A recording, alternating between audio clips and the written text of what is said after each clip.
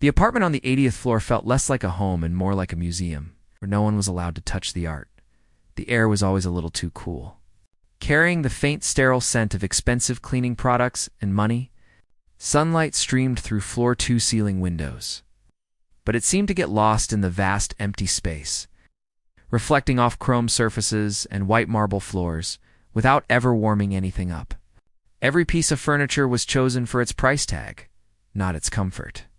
The couches looked like sculptures you'd be afraid to sit on, and the dining table was so polished you could see your worried face in it. This was the world of Damien Sterling, a man who collected things the way other people collected memories, except his memories were just receipts. Alara moved through this quiet, cold world like a gentle breeze. She was the new maid, hired to keep the pristine penthouse in its impossible state of perfection. She worked with a quiet focus, her movements practiced and efficient. She didn't see the apartment as a trophy case. To her, it was a series of tasks. Dust the shelves that held books no one ever read. Wipe down the counters that had never known a crumb. Polish the silverware that was only ever touched by a professional cleaning service. She was saving every dollar she earned, tucking it away in an old coffee can in her tiny apartment downtown. Each dollar was a brick in the foundation of a dream she kept close to her heart. A dream that felt 1,000,000 miles away from the silent, gleaming tower. She hummed a soft, complicated melody under her breath as she worked. A small piece of warmth she carried with her into the cold rooms. Her afternoon task was the living room, and at its center, like a beautiful, white ghost, stood the grand piano. It was a stunning instrument, all gleaming white lacquer and perfect curves. It looked brand new, untouched. Alara suspected it had never been played. To Damien, it was likely just another expensive object. A statement piece that said, "I'm the kind of person who can afford a grand piano."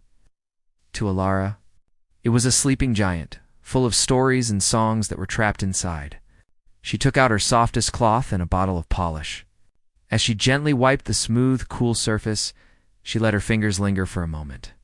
She imagined the weight of the keys beneath her fingers, the sound that would fill this empty room if she were allowed to play. She pictured the vibrations traveling through the floor, chasing away the cold silence. It was a foolish thought, she knew, a moment of weakness, but she allowed herself to dream for just a second. The front door slammed open with a loud bang that echoed in the unnaturally quiet space, making Alara jump. Damien stormed in, his face dark with anger. He was a man who wore his frustration like a badly tailored suit. It was obvious and uncomfortable for everyone around him. He was shouting into his phone, his voice sharp and cutting through the air. "I don't care about their projections. Tell them the deal is off if they can't guarantee the return. This is a waste of my time." He paced back and forth across the marble, his expensive shoes making angry, clicking sounds. He was a predator, looking for something to sink his teeth into, some way to release the tension coiling inside him. He ended the call by stabbing the screen with his finger and shoving the phone into his pocket with a grunt of disgust. His eyes scanned the room, and they landed on Alara. She had frozen in place, her polishing cloth still in her hand, resting on the piano's lid. For a moment, he just stared at her, his expression unreadable. Then a slow, cruel smirk twisted his lips. He had found his target. He walked towards her, his steps deliberate and heavy. He stopped a few feet away, looking down at her as if she were an insect he was about to crush. "Admiring it?" he asked, his voice dripping with a condescension so thick it felt like a physical weight. He gestured with his chin towards the piano. "It's a Steinway, you know. Costs more than you'll probably make in your entire lifetime," he chuckled, a low, humorless sound. He wasn't just talking to her. He was performing for an audience of one himself. He needed to feel big, and the only way he knew how was to make someone else feel small. Alara said nothing. She just stood there, her heart starting to beat a little faster. She could feel the heat rising in her cheeks. She knew what was coming. She had seen men like him before, men who built their own worth on the backs of others. He took another step closer, his eyes glinting with malice. "Don't get any ideas," he continued, his voice dropping to a conspiratorial whisper that was somehow even louder than his shout. Some people are born to create masterpieces. Others are just born to polish them. It's important to know your place in the world, don't you think? He looked her up and down, from her simple uniform to her worn work shoes, as if confirming her place for himself. He let out a short, sharp laugh, satisfied with his little speech. It had made him feel better, more in control. The anger from his phone call had faded, replaced by the familiar, comforting glow of his own superiority. He turned and walked away without another word, already forgetting the interaction. He went to the bar and poured himself a drink, the clinking of the ice against the glass, the only sound in the room. He was already moving on to his next thought, his next deal, his next acquisition. For him, the conversation was over. But for Alara, it had just begun. She stood frozen by the piano, his words echoing in the sudden, heavy silence. Some people are born to create masterpieces. Others are just born to polish them. The words were like stones thrown at her, and she felt each one hit. The humiliation was a hot, sharp sting in her chest. Her face burned with shame, and she could feel the prickle of tears behind her eyes. She had worked so hard for so long to build a life of dignity. In a few seconds, with a few careless words, he had tried to strip it all away. She felt small and insignificant, a tiny speck in the vast, expensive world of Damien Sterling. She took a deep, shaky breath and forced herself to move. She finished polishing the piano with a steady hand, but her mind was racing. The hot sting of shame began to change, to transform into something else. It was no longer just a painful feeling. It was becoming a fuel. A slow, quiet fire began to burn deep inside her, a fire that had been sparked by his arrogance and fed by her own pride. He saw a maid, a servant, someone whose only purpose was to clean up his world. He had no idea who she really was. He had no idea about the melodies she carried in her soul, the dreams she nurtured in her heart, or the fire that now burned in her eyes. He thought he had put her in her place, but he had just given her the reason to leave it behind for good. The polishing was done, but the work was just beginning. The ride down in the elevator was a slow descent from one world to another. As the floor numbers decreased, the air seemed to change, losing its sterile chill and gaining a hint of the city's life. When the doors opened to the ground floor lobby, Ilara stepped out into a world of noise and motion. The doorman nodded a polite, distant greeting, his eyes not quite meeting hers.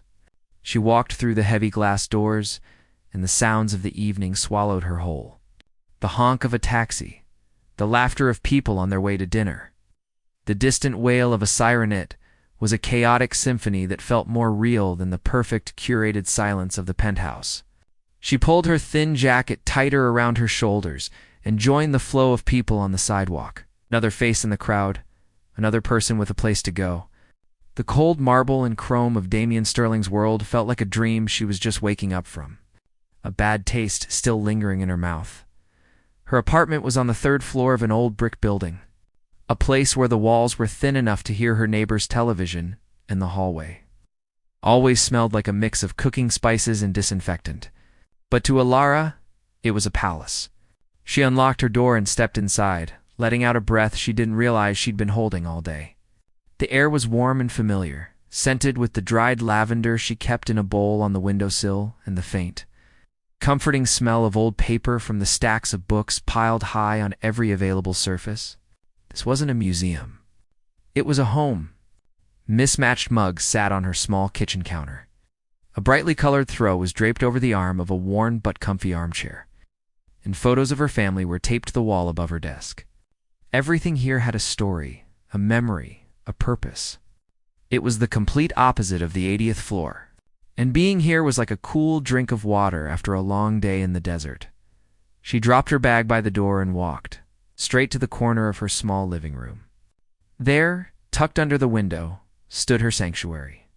It was an upright piano, old and a little tired, with a wood finish that had faded in some spots and darkened in others. The ivory keys were yellowed with age, and one of them, the C-sharp, just above middle C, had a small hairline crack running through it. There was a faint chipmunk chew mark on one of the legs, a souvenir from a long-gone pest problem in the building. It was scarred, imperfect, and a little bit out of tune. To anyone else, It might have looked like a piece of junk ready for the curb. To Alara, it was the most beautiful thing in the world. It had been her grandmother's, the one thing she had asked for when the old woman passed away. It was the keeper of all her secrets, was the vessel for all her dreams. She sat down on the worn wooden bench, the memory of Damien's words echoing in her mind. Some people are born to create masterpieces. Others are just born to polish them. The words replayed over and over, each repetition like a tiny paper cut. She looked down at her hands, the hands that scrubbed floors and polished silver and dusted priceless objects he never touched. Were these really just polishing hands? She felt a surge of anger, hot and sharp, rising up from her stomach. It wasn't just anger at him, but at the world that allowed people like him to exist. A world that saw a uniform and decided it knew everything about the person wearing it. She was tired of being invisible, tired of being dismissed. She wanted to scream, to shout, to break something. But instead, she placed her fingers on the yellowed keys. She didn't start with a gentle melody. She started with a storm. Her fingers came down hard, and a torrent of sound filled the small apartment.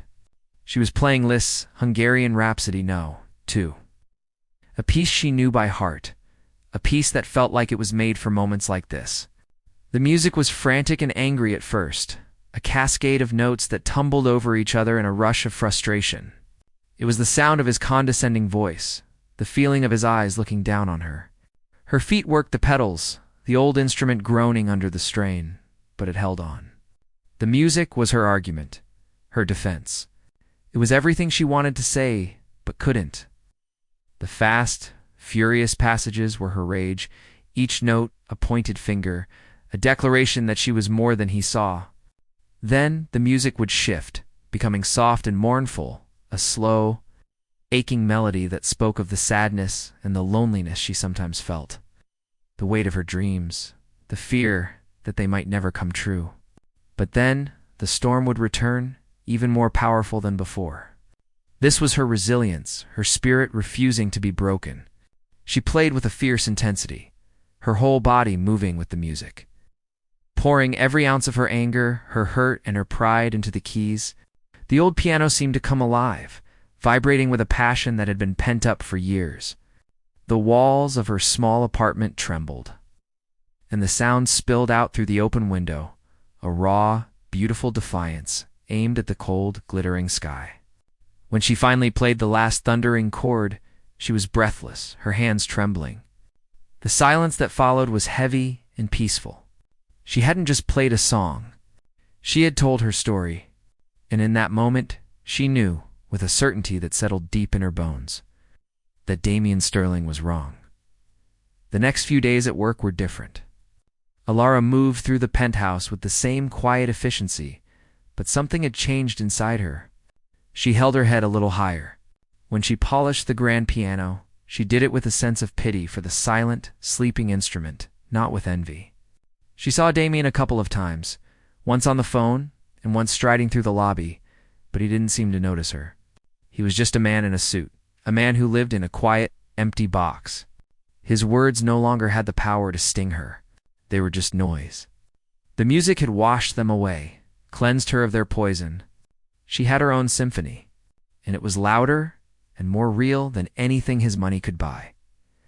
Then, one afternoon, she was in the staff break room, a small, windowless room in the basement that always smelled of burnt coffee and microwave popcorn. She was eating her sandwich, half listening to the tired chatter of her coworkers, when she saw it. A brightly colored flyer was taped to the bulletin board, a splash of neon pink and yellow in the drab gray room. Curious, she got up to take a closer look. It was an announcement for the Sterling Towers annual Community and Staff Talent Showcase, and she scanned the text. It was an opportunity for anyone who lived or worked in the building to show off their talent. The grand prize was $1,000, a significant amount of money that would go a long way toward her dream. But it was the next part that made her heart skip a beat.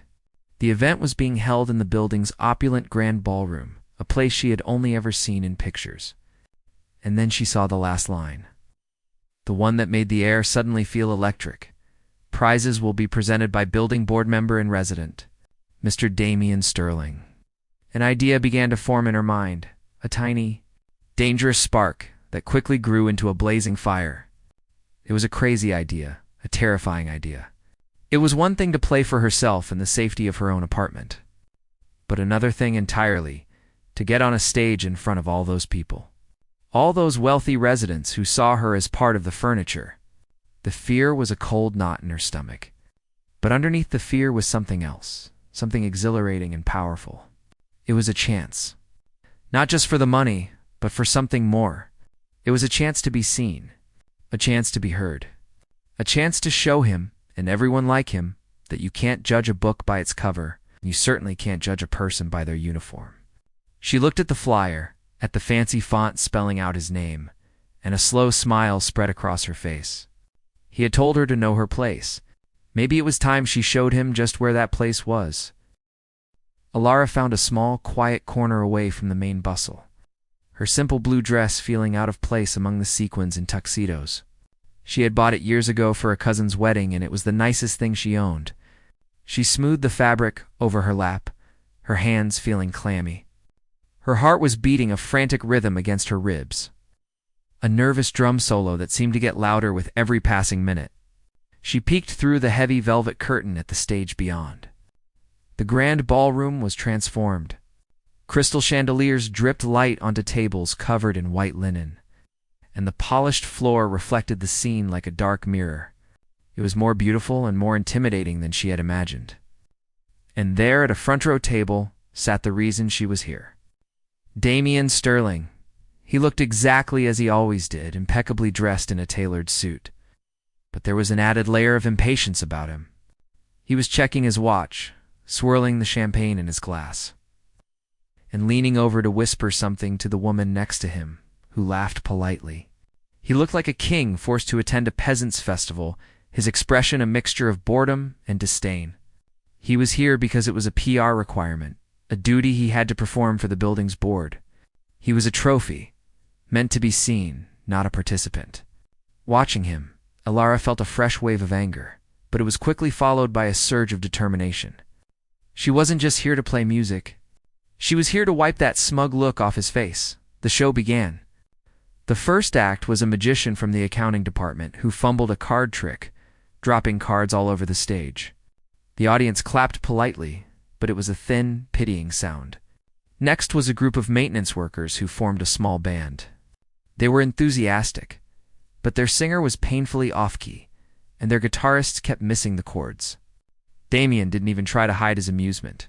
He leaned back in his chair, a smirk playing on his lips, nudging his friends and pointing. He was enjoying their failure, feeding on it. It made him feel superior. Alara watched him, her stomach twisting into a knot. She saw the way he looked at the performers, not as people brave enough to share their talent, but as a source of entertainment for him and his wealthy friends.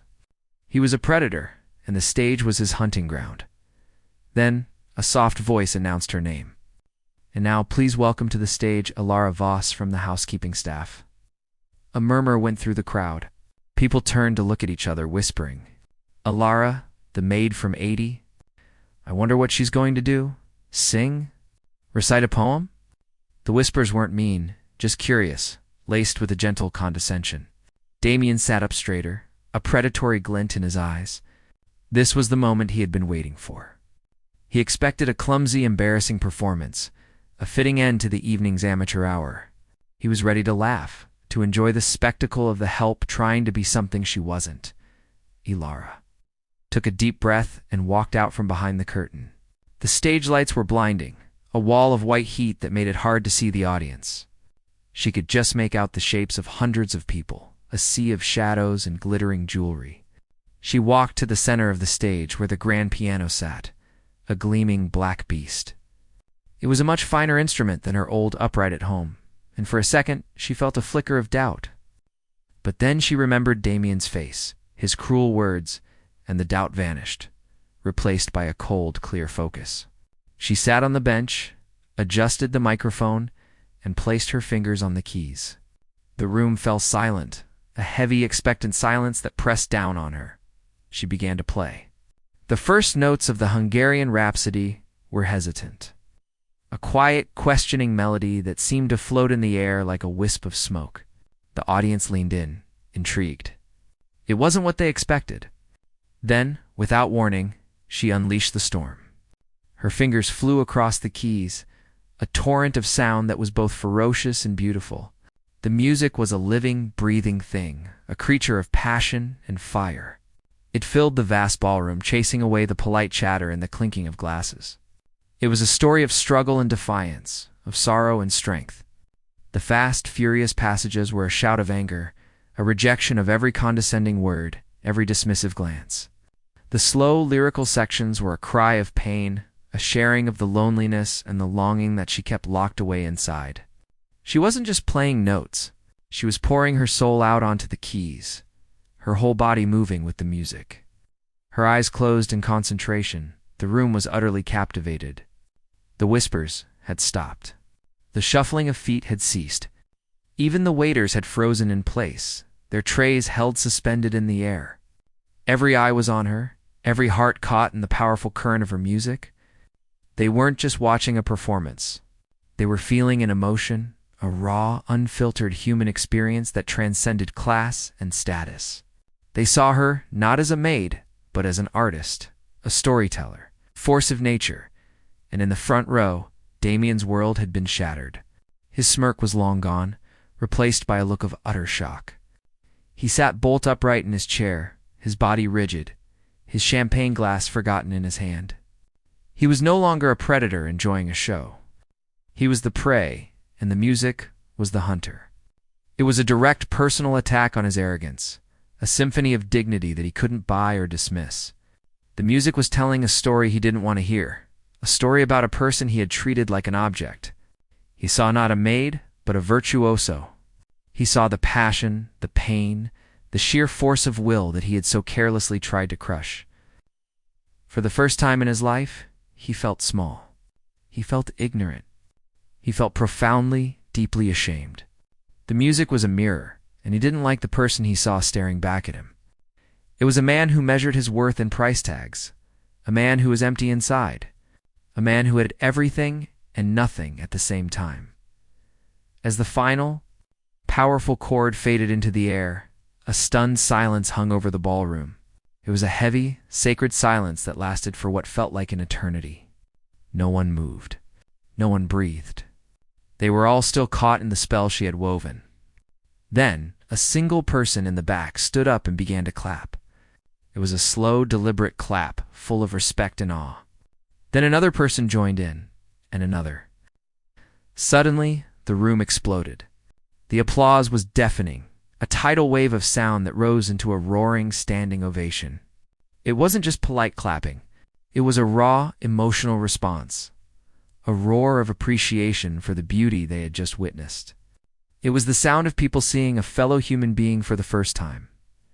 Ilara stood up from the piano, her chest heaving, her face glistening with sweat. She took a deep, shaky breath and bowed, her vision blurred by the bright lights. For a fleeting moment, her eyes found Damien's across the crowded room. The look on his face was one of complete and utter devastation. There was no triumph in her gaze, no smugness, no "I told you so." There was only a quiet, unshakable dignity. She had said everything she needed to say with her music. She turned and walked off the stage, disappearing into the wings, leaving behind a stunned audience and a broken man. The final, powerful chord hung in the air of the grand ballroom, vibrating through the floorboards and up into the soles of the shoes of every person present. It didn't just fade away. It seemed to be absorbed by the silence, leaving behind a space that felt heavier and more meaningful than before. For a full 3 seconds, no one moved. No one breathed. It was a sacred, profound silence, the kind that only follows a truly breathtaking moment. Waiters froze in their tracks, their trays of canapes held suspended in midair. The wealthy residents, who had been whispering and giggling just moments before, now sat with their mouths slightly agape, their eyes fixed on the stage. Even the crystal chandeliers seemed to dim, as if in deference to the raw human emotion that had just been unleashed. The air itself felt different, charged with an energy that was both humbling and exhilarating. In the front row, Damien remained as still as a statue, his hand locked around his champagne glass, his knuckles white. The world had just stopped, and he was trapped in the middle of it. Then, from the very back of the ballroom, near the heavy double doors, a single sound broke the spell. It was the clap of a single pair of hands. It wasn't loud or rushed, but slow, deliberate, and full of a deep, resonant respect. It was the sound of someone who understood what they had just witnessed. Another person joined in, then another, and another, like the first drops of a coming rain. Suddenly the quiet was shattered. The ballroom erupted. The applause was not just a polite gesture. It was a tidal wave of sound, a roar of pure, unadulterated appreciation that seemed to shake the very foundations of the building. People were on their feet, their faces alight with a shared sense of awe. They were clapping for the music, yes, but they were also clapping for the courage, for the passion, for the sheer, unvarnished humanity of the performance. It was the sound of hundreds of people seeing a person they thought they knew and realizing they had never seen her at all. Ilara stood up from the piano bench, her body trembling with a combination of exhaustion and adrenaline. Her chest was heaving and her dress was damp with sweat. The bright stage lights blurred her vision, turning the roaring crowd into a single, indistinct mass of shadow and light. The sound washed over her, a warm, overwhelming wave that made her feel dizzy. She took a deep, shaky breath, the air thick with the scent of perfume and anticipation. She gave a small, humble bow, her head lowered. It wasn't a performance. It was a moment of surrender, a release of everything she had poured into the keys. As she straightened up her eyes, for just a second, scanned the front row. The lights cleared for a moment and she saw him, Damien. His face was a canvas of utter devastation, his smug arrogance completely erased, replaced by a look of shock and shame so profound it was almost painful to witness. There was no flicker of triumph in her gaze, no hint of "I told you so." There was only a quiet, unshakable dignity. She had nothing more to say to him. The music had said it all. She turned and walked off the stage, disappearing behind the heavy, velvet curtain, leaving behind a roaring crowd and a man who felt like his world had just been torn apart backstage. The relative quiet was a stark contrast to the thunderous applause still echoing from the ballroom. The moment she was out of sight, the energy she had been holding on to seemed to drain away, leaving her feeling weak and lightheaded. She leaned against the cool brick wall, trying to catch her breath. Almost immediately, she was surrounded by a small crowd of other performers and staff. The magician who had dropped his cards was the first to reach her, his face beaming. That was incredible," he stammered, his eyes wide with genuine admiration. "I've never heard anything like it." The off-key singer from the maintenance band gave her a hearty pat on the back. "You showed them, kid," he said, his voice thick with emotion. "You really showed them. They weren't just being polite. They were her colleagues, her fellow workers, and they felt her victory as their own." In that moment, she wasn't just Alara the maid. She was one of them, a representation of all the hidden talents and unheard voices that worked in the shadows of the glittering tower. Their words and their smiles were a warm blanket, a confirmation that she had done the right thing. But out in the ballroom, Damien was trapped in a personal hell. The applause that was a wave of validation for Alara felt like a physical blow to him. Each clap was a reminder of his own ignorance, each cheer a condemnation of his arrogance. The sound was no longer just noise, it was a judgment. He sat frozen in his chair, unable to move, unable to join the standing ovation that surrounded him. His associates, who had been smirking alongside him just minutes before, were now on their feet, their faces turned towards the stage. A few of them glanced back at him, their expressions a mixture of pity and awkwardness. They saw the change in him, the way the color had drained from his face, the way his shoulders slumped, as if under an immense weight. He was no longer the king of his domain. He was a prisoner in his own humiliation. His mind was racing, playing every moment of the performance, every note of the music, and every cruel word he had spoken to her. Some people are born to create masterpieces. Others are just born to polish them. The words echoed in his head, but now they sounded different. They were no longer a statement of fact, but a confession of his own stupidity. He saw her standing by his piano, her hand gently touching the polished wood. He had seen a servant admiring a possession she could never have. He never once stopped to think that she might be an artist seeing a tool she could use to create magic. He had judged her by her uniform, by the job she did, and in doing so, he had revealed the poverty of his own soul. He collected art he didn't understand and owned things he couldn't appreciate. He was a man surrounded by beauty who was incapable of feeling it. Her music had been a mirror, and for the first time he had seen himself clearly, and he was horrified by what he saw. It was a man who was empty inside, a man who built his worth on the backs of others, a man who had everything and nothing at the same time. The applause began to die down, and the announcer returned to the stage to thank the performers. Damien knew he had to move. He was supposed to help present the prizes, to smile for the cameras, to play his part. But the thought of getting up on that stage, of facing all those people who had just witnessed his public shaming, was terrifying. He felt a powerful urge to flee, to slip out of the ballroom and escape back to the cold, silent safety of his penthouse. But another unfamiliar feeling was stirring deep inside him, a feeling that was more powerful than his fear. It was a desperate, aching need to find her, to say something, to do something, to make it right. But what could he possibly say? Sorry seemed like a tiny, insignificant word, a whisper in the face of the hurricane she had unleashed. He had tried to crush her spirit with his arrogance, and she had responded by revealing the depths of her soul. He was utterly, completely out of his depth. He took a deep breath, the air feeling thick and heavy in his lungs. He slowly, painfully, pushed himself to his feet, his legs feeling like they were made of lead. The show wasn't over yet. He still had a role to play, but it was a role he no longer recognized. He was a man broken and humbled, about to walk onto a stage that felt more like a courtroom, ready to face the verdict delivered not by a judge, by the haunting, beautiful melody of a Maid's piano. The walk from his front row table to the stage was the longest journey of Damien Sterling's life. Each step felt like he was wading through cement. The applause from the crowd, no longer a background noise, but a physical force pushing against him.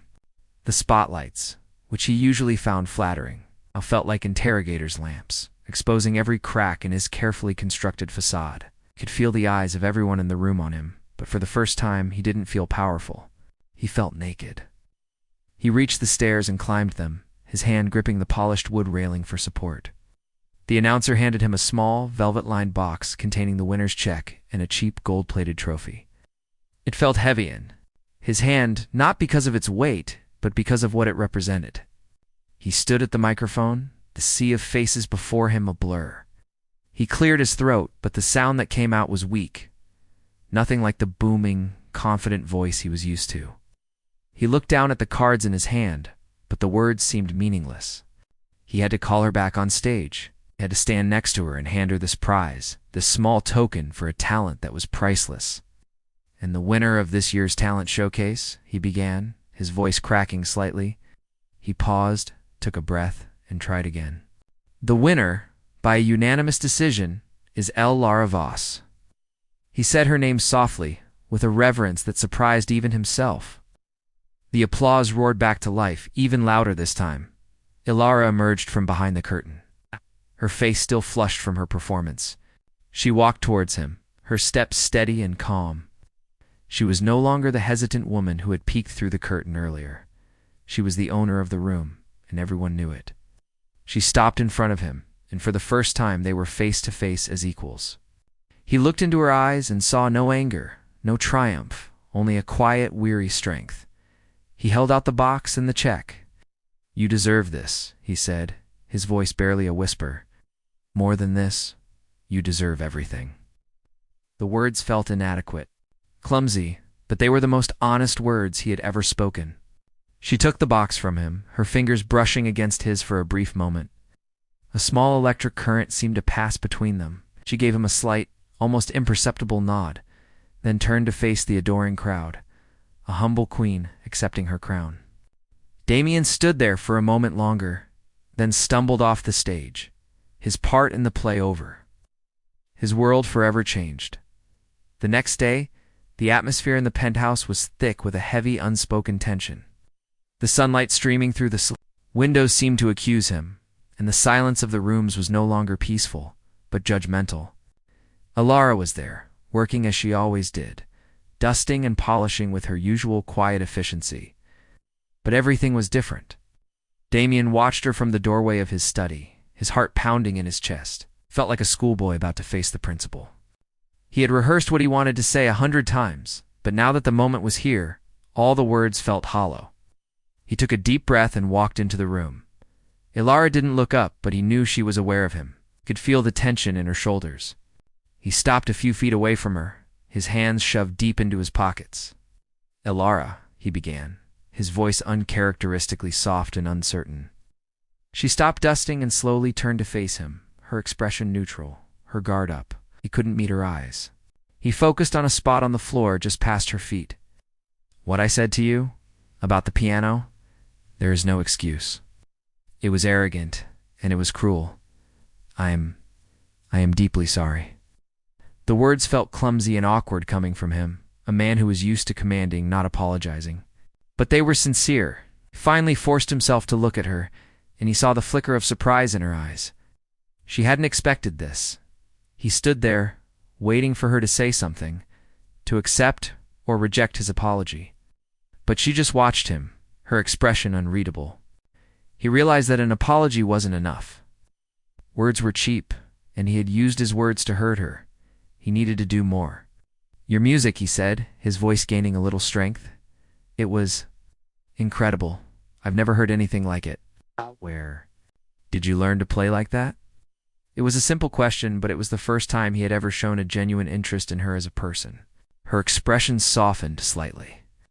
She told him about her grandmother, who had taught her on that old upright piano in her apartment.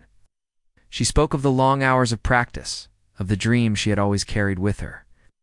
As she talked, a passion lit up her face, a fire that he had been blind to before.